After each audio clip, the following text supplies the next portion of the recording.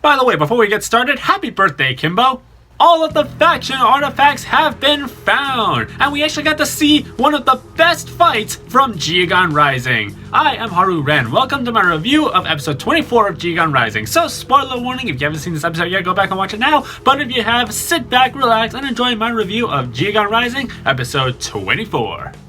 The first part is the Trial of Pyrule. It is the next round of the Battle Judgment, where the next round takes place in Pyrule. Pyrule looks pretty awesome. It seems like Pyrule is one massive volcanic world. If we stay here too long, I'm afraid we'll melt. It's supposed to be Dan versus Everett, but because Dan and Drago are chasing after the last artifact, they're late. So Fanica, Farascal, and Pensator stage an argument to buy time. So, the main story. Dan and Drago chasing the Pyrus artifact. They meet Behemoth, voiced by Ron Pardo. Behemoth and Drago, turns out, are actually really old friends, battling each other when they were really young. This really implies that Bakugan can age. Behemoth is the guardian of the Pyrus artifact, and he guides Dan and Drago to the temple.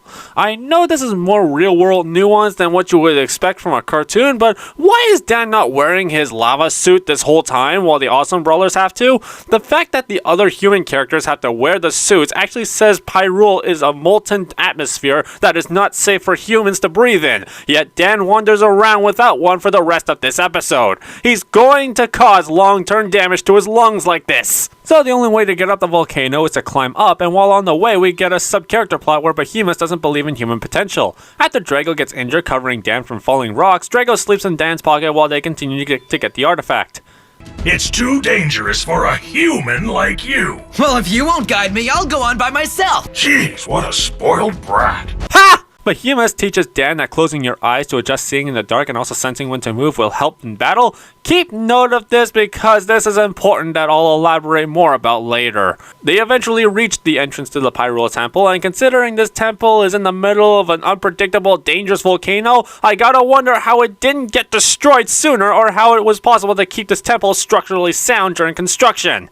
Drago dives into the lava and gets the Pyrus artifact, which to me looks like Stormbreaker, and Drago acquires the artifact while Behemoth accepts human and Bakugan partnership after spending the time with Dan, learning and helping each other out.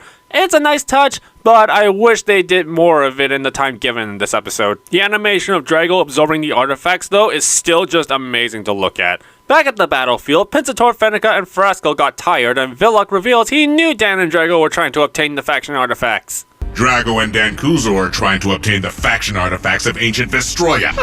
He figured it out. I'm surprised you didn't try to keep denying it. But just before Villock can declare Everett the winner by forfeit, Dan and Drago arrive to start the next round. Something I want to point out though, notice how Goreen and Pyravian are a more brighter gold color while Villock is a more darker color in this shot.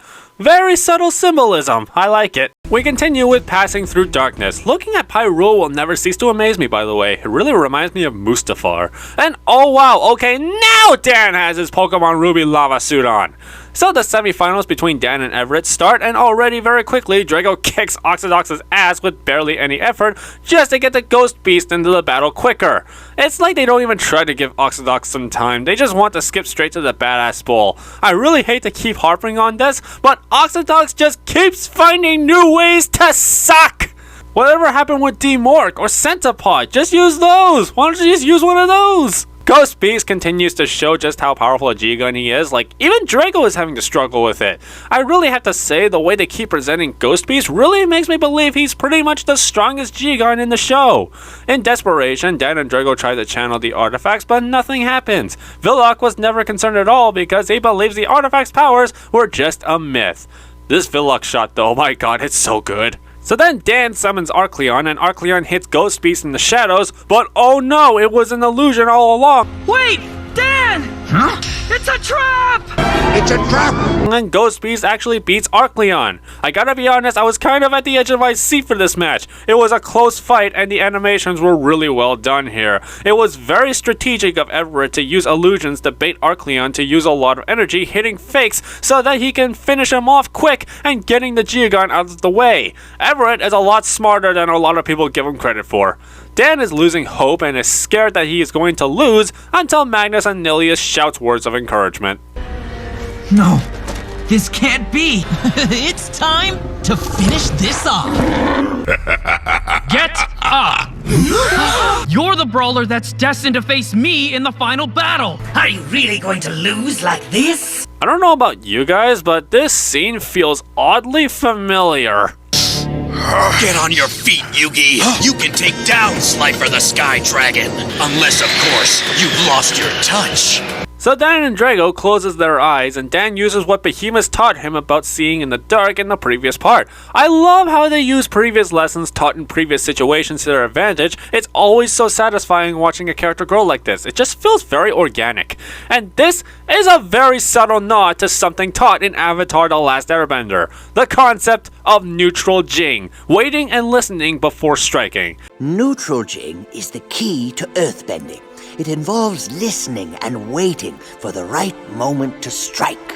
Dan and Drago senses the vibrations and sounds that Ghostbeak makes when he takes a physical form to attack, so that is their opening. It's a very clever lesson that is also taught in martial arts in real life, a way of intercepting an attack. This scene was absolutely phenomenal in my opinion, a very great sequence where Dan and Drago master the art of patience and observation. Through this technique, they defeat Ghostbeast and Oxydox and move on to the finals to face Magnus, and we end this episode with this awesome shot. So that was Geogan Rising episode 24. Let me know what your rating of the show was in the comments down below. This was actually a very enjoyable episode in my opinion. As usual, it's the artifact chasing, but this is the last one, so I think we're done with that. But the battle between Drago and Ghostbeast was just really awesome to watch. They really pulled an Avatar: The Last Airbender on us and made Dan use neutral Jing to defeat Ghostbeast. It was a very close battle where Ghostbeast even beat Arcleon, but Dan made a very impressive comeback from that. Gotta applaud how they built up Ghostbeast like that, and how they really made this battle sequence pretty fun to watch. Can't wait for next week. So, this episode gets a BakuTastic. Thank you for watching this review of Geogan Rising. Be sure to press the thumbs up and give us a subscribe for more awesome Bakugan content. I've been Haru Ren, and thank God for Rapid Fire. Bye.